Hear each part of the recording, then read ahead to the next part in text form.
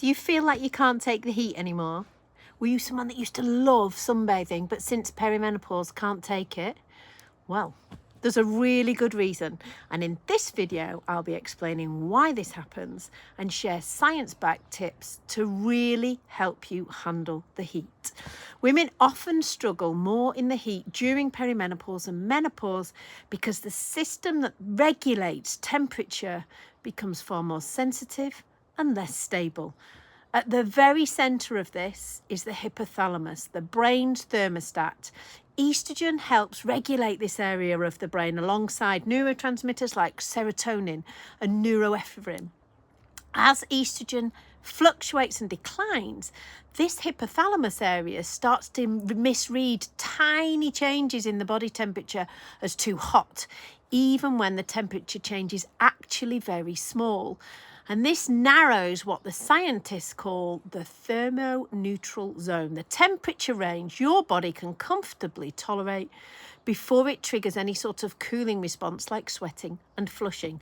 That is exactly why you are noticing hot flushes, excessive sweating, suddenly feeling overheated, intolerance to warm rooms, waking drenched at night, even increased anxiety in the heat, dizziness or even nausea. Heat can also feel worse in menopause because all the other symptoms are changing too. Blood vessels become more reactive. Estrogen supports healthy blood vessel dilation and circulation. And so when levels change, blood vessels can overreact, creating sudden flushing, redness, pounding heart sensation, and overheating. Cortisol and stress also make heat intolerance worse because stress activates your sympathetic nervous system, fight or flight. Cortisol and adrenaline increase, heart and body temperature rise, and the woman starts to feel hotter and sweatier more easily. This is why so many women say stress triggers hot flushes instantly. Sleep deprivation also lowers our heat tolerance, and poor sleep affects nervous system regulation and body temperature control. So even after just a few nights sleep where you've had poor sleep, mild heat can feel unbearable. Muscle also changes in the perimenopause and menopause, and muscle helps regulate metabolism and temperature.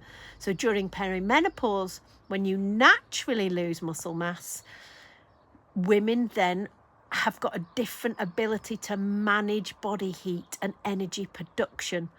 The other thing is blood sugar. Blood sugar swings trigger hot flushes and that heat spiking in the body, and it activates an adrenaline release, which mimics or worsens hot flushes. And many women notice heat symptoms worsen after alcohol, processed foods, or even long gaps without eating. So your brain simply is more sensitive to sensory overload, and that is why you feel hotter now than you ever have. Your hormone shifts are affecting neurotransmitters, the nervous system. Heat can feel emotionally and physically draining now, not just a bit warm.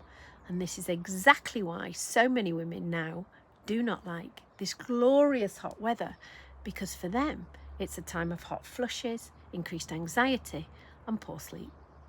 So what can we do? Well, electrolytes and hydration are number one, absolutely number one. We need to drink more, and adding electrolytes, good salts, can also help increase hydration in the cells. Prioritizing protein-rich meals to regulate your blood sugar, strength training, regular movement. Sadly, it also means reducing a lot of alcohol and ultra-processed foods, particularly in the hot weather. And layering cottons and natural fabrics are also scientifically shown to help the body regulate and sweat less. The important thing is this isn't just in your head, and this isn't just you not being able to cope anymore. Menopause genuinely changes thermoregulation, the nervous system sensitivity, vascular responses, and stress physiology, which is why the heat can suddenly feel completely different in midlife.